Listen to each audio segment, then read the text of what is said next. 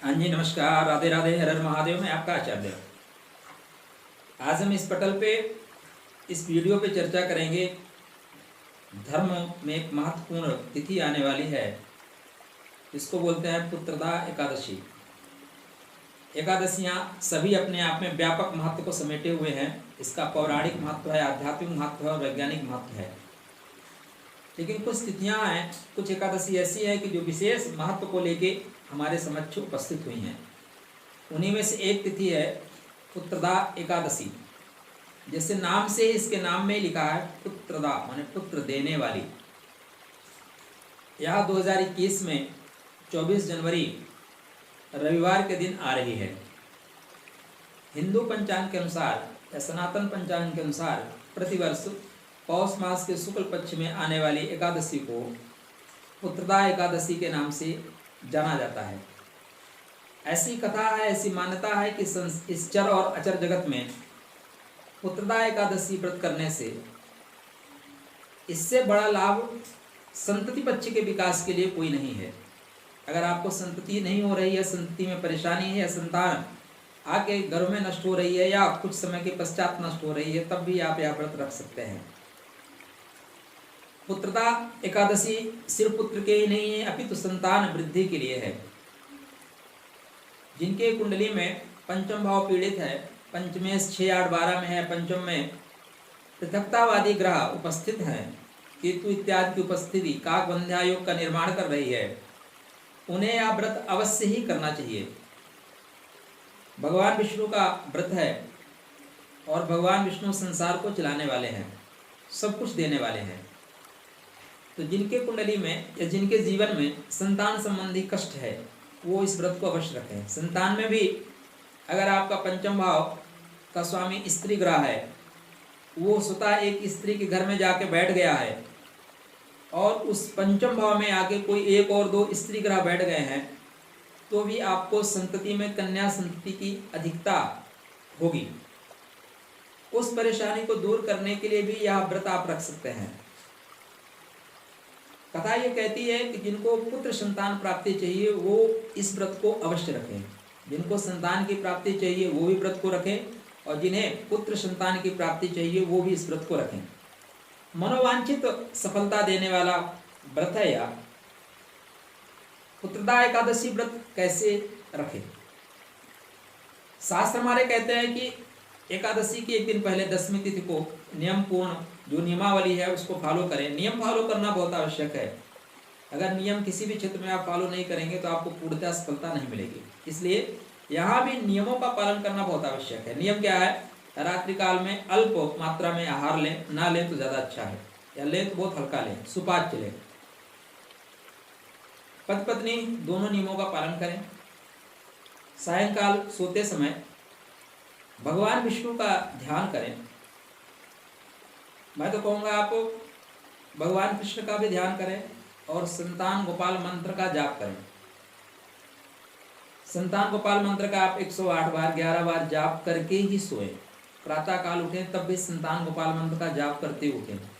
सोने पे सुहागा होगा, ज़्यादा सफलता मिलेगी। सुबह सूर्योदय उठकर नित्य क्रिया से जो भी निवृत्ति उठती है करें आप।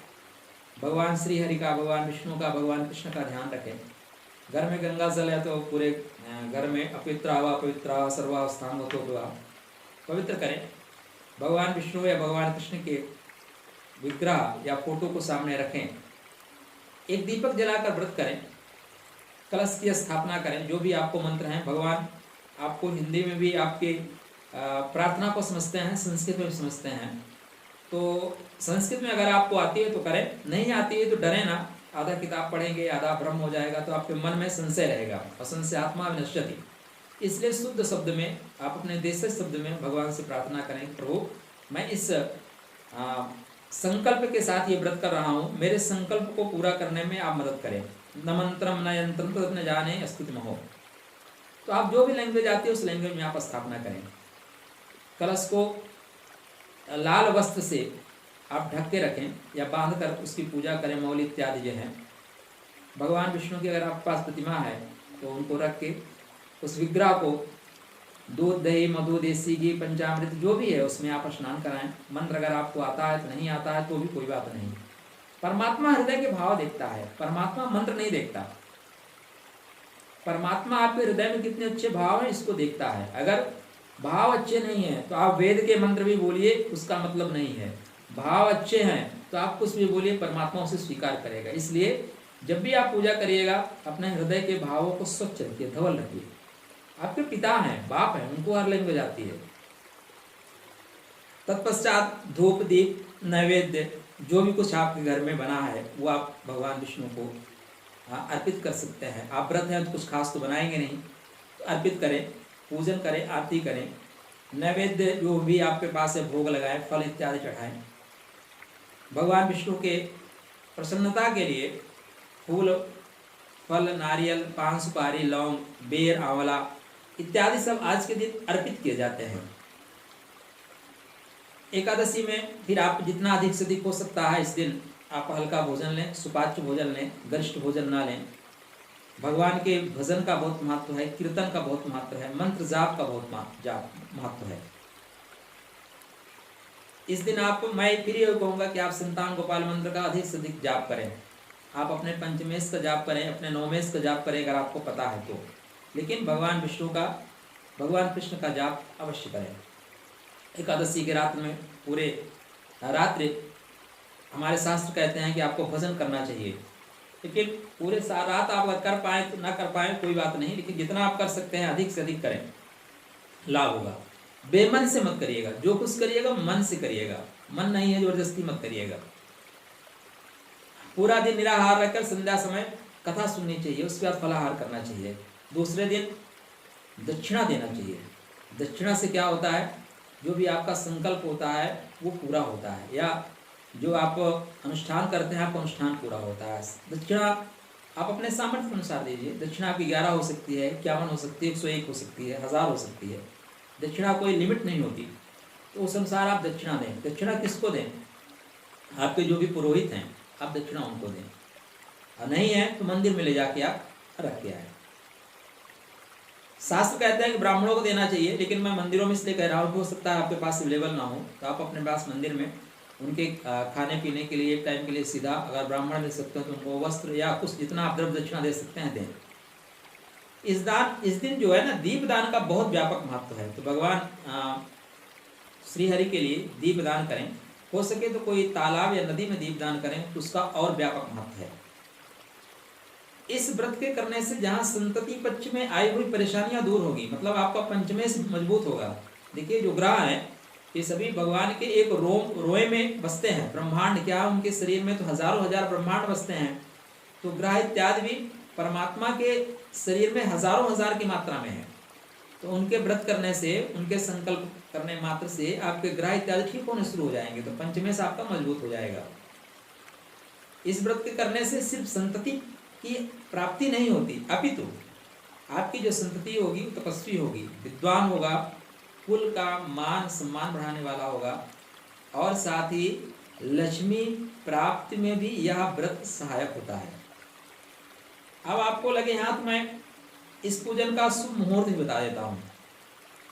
एकादशी व्रत का जो प्रारंभ है शनिवार को 23 जनवरी रात में 8:56 से होकर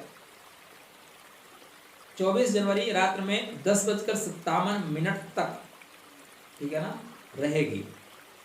तो आप उसके पहले 8:56 से पहले ही अपना इसको खत्म कर लें, जो भी आपको खाना होना है।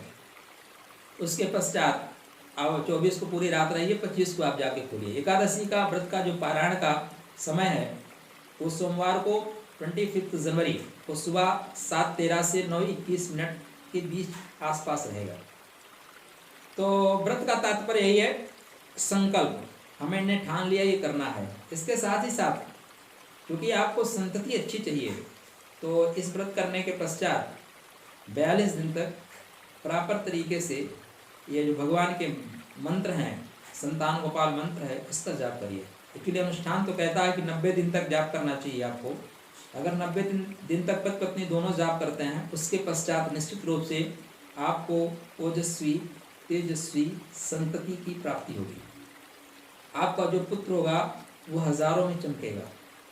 हो सकता है वो IAS बने या ना बने, लेकिन आपका पुत्र एक सम्मानित व्यक्ति बनेगा, समाज में उसका नेम फेम होगा, वो आपको भी सम्मान दिलाएगा और उसके वजह से आप भी गौरव महसूस करेंगे। तो ये जो पुत्रदा एकादशी व्रत है, सबके घर में संतति की वृद्धि हो और आपको एक ओजस्वी तेजस्वी पुत्र प्राप्ति हो, ऐसी मंगलमय शुभकामना के